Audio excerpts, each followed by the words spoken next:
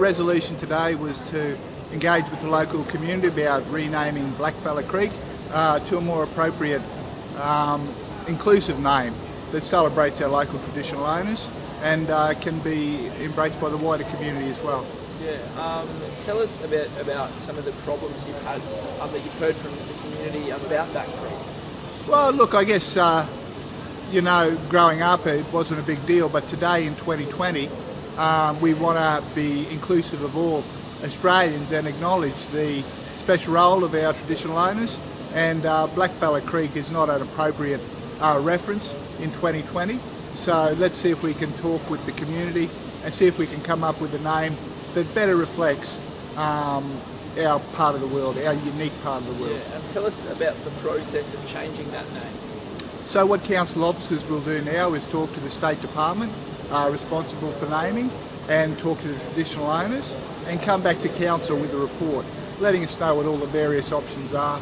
Yeah, and obviously council's got that park called Chinaman, we'll go back to the Blackfellow Creek Park as well. Will council look to change that name as well? Well, look, that's certainly something I'd like to have a look at, but that would be another issue that would require the attention of council.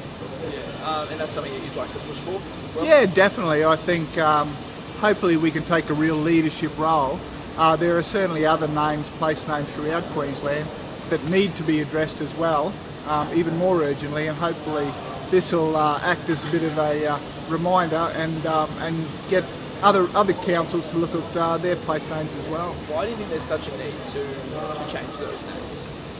So back in the old days there were camps of Aboriginals in that creek area, and it was called Blackfellows Creek because it's where they resided.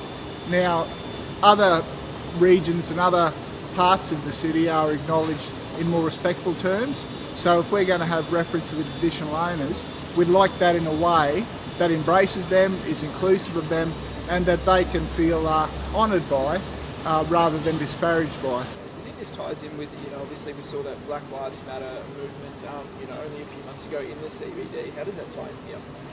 Oh, look, I think when you're more inclusive and you embrace your Aboriginal and Torres Strait Islander people and other communities, you're far less likely to end up with the sort of protests we see in America and that sort of thing. So I think words are important, words matter, and I'm really hopeful that this will be seen as a really positive gesture towards reconciliation and coming together as one community. Yeah, how would you describe that, word, Blackfellow,